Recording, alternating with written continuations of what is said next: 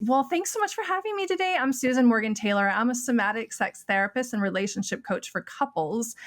And I primarily work with couples, but my background actually comes out of women's sexuality. And that has a lot to do with my own story, my own personal awakening in the field of sexuality. But I've been working with couples for over 10 years as a sex therapist and primarily now do couples retreats that are absolutely amazing. And really, my specialty is helping to resolve that all too common problem of what's called clinically desired discrepancy, but mismatched sexual desire is really a thing that I have a gift for helping couples to overcome and how to deepen connection and get back to a place where sex and intimacy can actually feel fun and where you don't have those train wrecks and the confusion and the just really not knowing how to solve that issue. So that's something that I really love to do. And my business is Pathway to Pleasure. That's the name of my company. And it's my passion and my love, which again really stems from my own personal awakening around my own sexuality and overcoming that challenge of low sex drive and total disinterest in sex, completely turned that around. And it became my inspiration for becoming a sex therapist and for helping other couples be able to really have what was missing for me for so long. Mhm. Oh, that's beautiful. I love when your passion comes out of this spot of like needing it yourself. I think that's also where Cass and I started with this podcast of needing an outlet or like a resource for people who don't know what they're doing. So using that for sex couples therapy, I'm sure is just so incredibly helpful. You've mentioned a couple different reasons why people use sex therapy in a couple, but maybe for people who don't know if like their sexual desire is mismatched with their partners, what are some signs that people can look out for that might show them that they need to seek out couples sex therapy?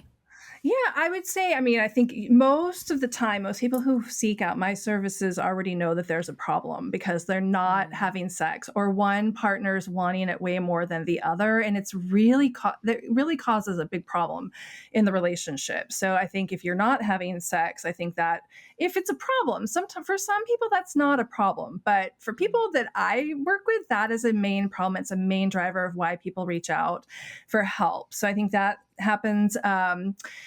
And the fear of being able to really create what you desire as well, like that's a really huge problem. I had a couple that I was working with a couple years ago where he reached out to me because he was so frustrated by always having to feel like he had to shut down what he wanted because he had been rejected so many times. So, hey, if you're getting rejected a lot, that's another sign. But he had been rejected so many times that he started to feel like his desire for sexual intimacy was wrong and it was bad, and that he had to somehow find a way to tone it down or to control it, just so that he could make the marriage work or not upset his wife. And so that's a really common problem I see as well.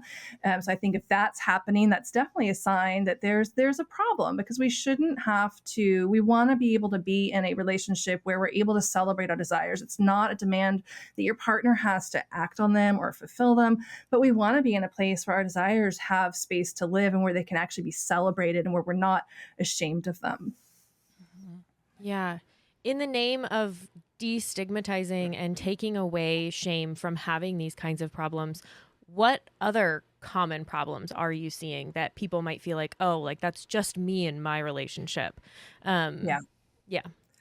No, I think that's such a good point because I think that tends to be really, the studies show that couples sit on a problem for an average of 7 years before they reach out for help. And I think that Oh. I don't even know what it is for sexual issues. That's just for like regular couples issues. Hmm.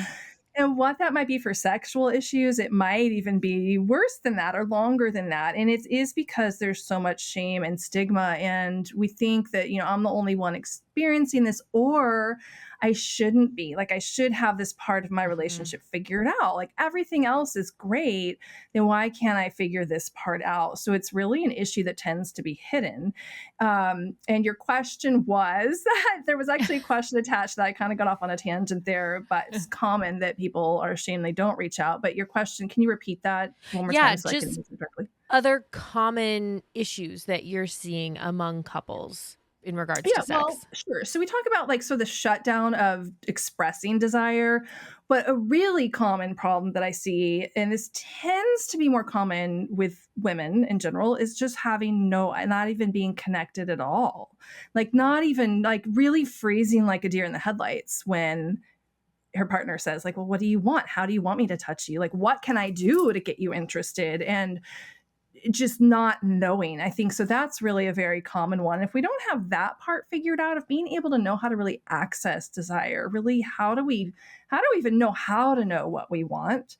Then we're Mm-hmm. going to have a whole host of problems in terms of everything else that comes after that, with wanting anything at all, with being able to negotiate a sexual encounter that feels really good and pleasurable and enjoyable for both parties. A lot of times I see people default into like obligation, right? Like, well, my partner wants it. I don't know what I want. I don't care. I'll just default to what he wants. And then it just becomes kind of about sort of satisfying that to kind of get it to go away so that then I don't have to deal with it anymore. So it turns into obligation instead of really finding, for example, like what's really in it. How can I find my own pleasure in that experience? And you're going to want it more if you're able to really find that pathway. And so that's really a lot of what a lot of the work is found on is how do we find that actual pathway that's mutually enjoyable for both of us? And that's sort of like the next step in the whole desire discrepancy. Finding those pathways is kind of like speaking a language. We have different arousal maps, different ways that two people even access desire, access arousal. And so if we don't understand that we're wired differently, then we're not speaking each other's languages. And it can lead just to a lot of frustration, obligation, fear of rejection or actual rejection. And then, the ultimate outcome of that is one of three things. It's either I'm not going to really live my full potential and I'm just going to be miserable in this relationship. Someone will seek outside the relationship, or the relationship will end. Those are usually the three biggest fears that I see most couples face when this Mm-hmm. problem isn't resolved for them. Yeah. Mm. I was just going to ask what happens if we don't address the discrepancy.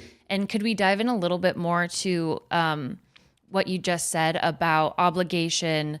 You said two other things that I think were important to kind of touch on about what can kind of manifest within the relationship if we don't address the discrepancies between partners.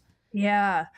Right. Oh my gosh, there's so much. So there's sort of like the having sex out of obligation. Like I'm going to just give this to my partner to keep him or her happy, Mm-hmm. even though I'm not really into it, just to kind of keep the peace and not rock the boat. But there can also be this feeling of pressure to have to perform so that the other person can have a good time, for example, which is largely a symptom of being like out of touch with what's called direct pleasure, like our direct route. There's two different ways we experience pleasure. One is the direct route through nerve endings, like in our body, in our skin, from skin to the brain.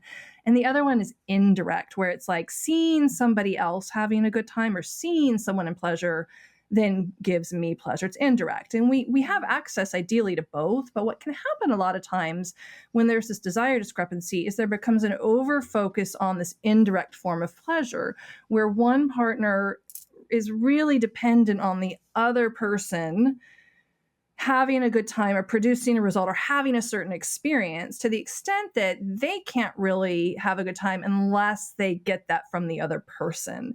So this creates all kinds of messy things where someone might be faking an orgasm, for example, faking that they're enjoying it, just giving sex just because they feel like they have to.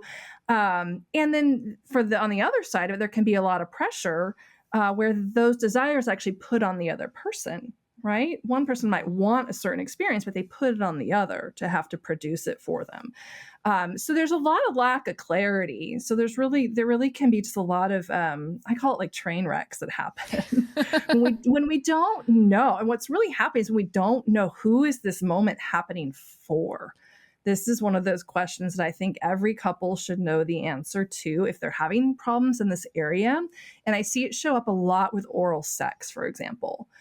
She's not as into it. He goes down on her. Why isn't she enjoying it? Because she's not responding in this certain way. She's maybe thinking like, well, it's just for him. I mean, he's going down on me because like he really wants it. So but he's thinking that it's for her. And at the end of all of that, like, nobody really wanted the thing that just happened. I just had a couple that I worked with, this exact scenario happened, and he was just doing it because he's like, I don't know, I just thought that's kind of just the next thing to do. And it wasn't really her thing, but she was just kind of like hanging out and like, well, I guess that's what he's wanting to do right now. But then he couldn't figure out why she wasn't orgasming from it and showing signs of pleasure. And at the end of the day, like, nobody wanted that thing. Like, she didn't want it, he didn't want it. And if they had just understood, like, who is this moment for right now, they probably could have avoided all the problems that stemmed from that interaction.